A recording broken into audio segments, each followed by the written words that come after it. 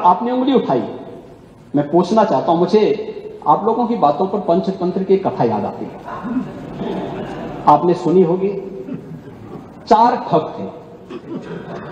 एक किसान एक बकरी लेकर के जा रहा था, तो चारों ठगों ने कहा कि इस किसान से बकरी कैसे ली जाए।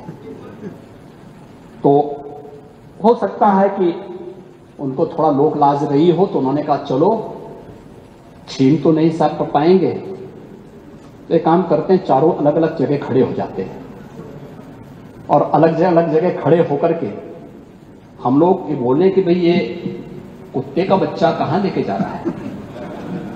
तो एक वो किसान बेचारा अपनी बकरी के बच्चे को कंधे में रख करके लेके जा रहा है, तो पहले ठग के पास से गुजरता तो बोलता, अरे काका ये सब क्या ले जा रहा है, कुत्ते के बच्चे को अपने कंधे में लेके क्या जा रहा है। किसान बोलता, अरे धूर्त कहीं के, ये कुत्ते का बच्चा नहीं बकरी का बच्चा है। वो हंसते हुए चुप हो जाता है। आगे अगले चौराहे पे जाता दूसरा ठग, अरे काका ये तो कुत्ते का बच्चा आप कहां लेके जा रहे हैं। तो बोलता है, उसको भी डांटता है, अरे पागल हो गए क्या, अरे कुत्ते का बच्चा नहीं बकरी का बच्चा है। अगले आगे बढ़ता है, फिर तीसरा ठग मिल जाता है, वह भी फिर यही बात उसको बोलता है। चौथे ठग ने भी कहा तो किसान को विश्वास हो गया, उसको लगा कि भोला भाला किसान, अन्नदाता किसान, मेहनती किसान, उसको विश्वास हो गया, यार एक व्यक्ति झूठ बोलेगा, लगता है कि मेरी दृष्टि दोष ही मुझे हो गया है, लगता है ये कुत्ते का बच्चा ही, उसने फेंक दिया उसको। चारों ठगों का काम पूरा हो गया और चुनाव में खटाखट 1 लाख का बॉन्ड, 1 लाख का बॉन्ड कहां गया, कहां गया 1 लाख का बॉन्ड, 1 लाख का बॉन्ड। और मैं इसीलिए कह रहा हूं, शिवपाल जी भाग गए यहां से, लेकिन मैं कह सकता हूं खटाखट नहीं, 27 में सपा चट के लिए तैयारी रहती है। 27 में सपा चट 1 लाख बॉन्ड के लिए हम लोग भी मांगेंगे हिसाब। 1 लाख का बॉन्ड कहां गया। और मैं तो आप सबसे कहूंगा, एक बार जाइए जनता जनार्दन के सामने, पूछिए उनको कि भाई 1 लाख का हिसाब मांगे इन लोगों से, पैसा गया कहां, कौन खा गया, खाने वाले लोग कौन हैं 1 लाख का। दूसरा संविधान का गला घोंटने वाले लोग कौन थे। और कहते हैं कि मोदी जी तीसरी बार आएंगे तो संविधान समाप्त कर देंगे। मोदी जी तो 10 वर्षों से हैं। बाबा साहब भीमराव अंबेडकर जी का जितना सम्मान मोदी जी ने किया, पंच तीर्थों का निर्माण किया, बाबा साहब भीमराव अंबेडकर के जन्म स्थल मऊ मध्य प्रदेश में भव्य स्मारक का निर्माण किया। बाबा साहब भीमराव अंबेडकर से जुड़े हुए, जहां उन्होंने अपने उच्च शिक्षा अर्जित की थी, इंग्लैंड की, उस मकान को खरीद करके अनुसूचित जाति के बच्चों के लिए हायर एजुकेशन के लिए स्कॉलरशिप की व्यवस्था की और उसके लिए इंडिया हाउस के रूप में उसे स्थापित करके इसको बाबा साहब भीमराव अंबेडकर का एक स्मारक इंग्लैंड में भी बनवाया और स्कॉलरशिप की व्यवस्था की। ये मोदी जी के कारण हुआ। बाबा साहब भीमराव अंबेडकर ने अपना सार्वजनिक जीवन दिल्ली के अंदर जिस मकान में रह के किया था, उससे बाबा साहब भीमराव अंबेडकर का स्मारक बनाने का काम मोदी जी ने किया। बाबा साहब भीमराव अंबेडकर ने सामाजिक व्यवस्था के खिलाफ बौद्ध धर्म यानी दीक्षा जहां नागपुर में जिस स्थल पर ली थी, उसे भव्य स्मारक बनाने का काम मोदी जी ने किया। बाबा साहब भीमराव अंबेडकर की चैत्य भूमि मुंबई को भव्य स्मारक के रूप में स्थापित करने का काम मोदी जी ने और भारतीय जनता पार्टी की महाराष्ट्र की सरकार ने किया। मोदी जी को आप यहां पे मोदी जी के बारे में गलत सूचनाएं देते रहे और बाबा साहब भीमराव अंबेडकर को हराने वाली कांग्रेस आज जनता को गुमराह करने में सफल हो गई है। वही पंचतंत्र की कथा मुझे याद आ गई। आरक्षण समाप्त कर देंगे। आरक्षण, मैंने तो आपके सामने एक झलक प्रस्तुत की। आपके समय ओबीसी के जितने छात्रों की, समाजवादी पार्टी के समय जितने भी नियुक्तियां हुई हैं, 27% भी उसमें आरक्षण नहीं मिला है।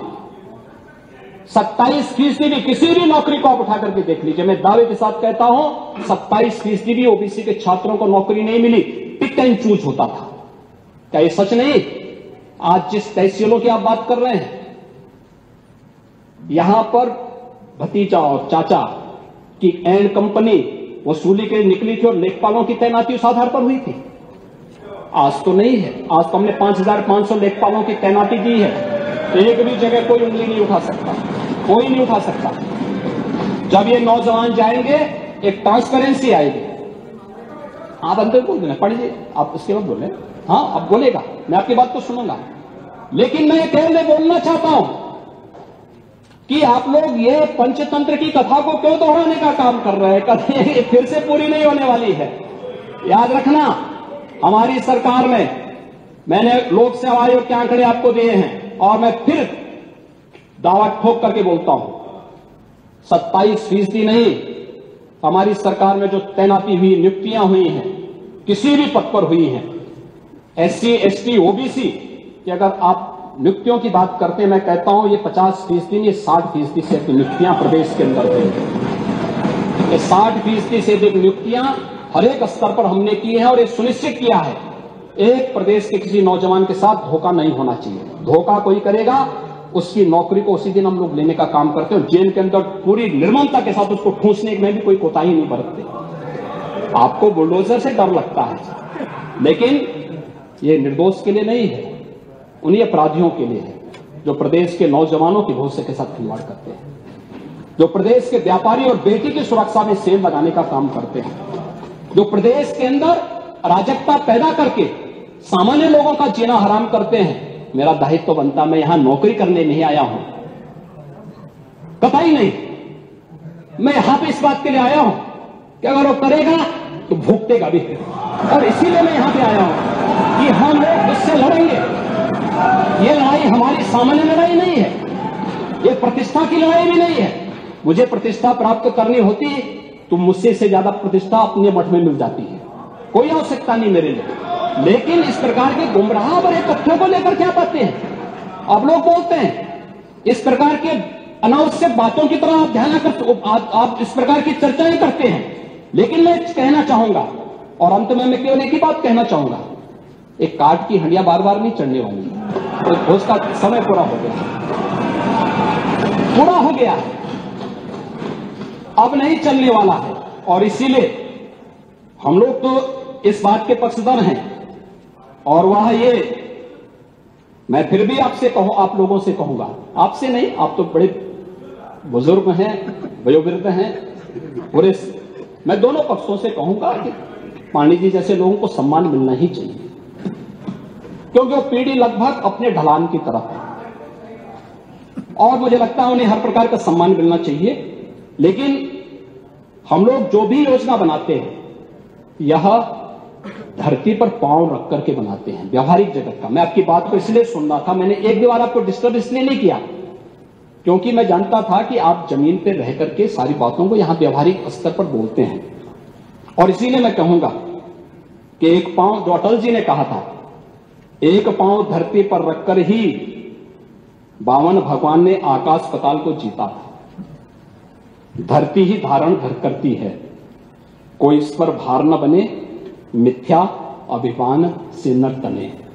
मुझे लगता है गलतफहमी नहीं होनी चाहिए समाजवादी पार्टी या कांग्रेस को कि वह बार बार खटाखट जैसी योजना के माध्यम से जनता को धोखा दे सकें। लेकिन मैं आपसे कह सकता हूं कि सरकार चलेगी, मजबूती के साथ चलेगी, प्रदेश के अंदर ट्रांसफॉर्म करने के अपने अभियान को आगे बढ़ाएगी। प्रदेश के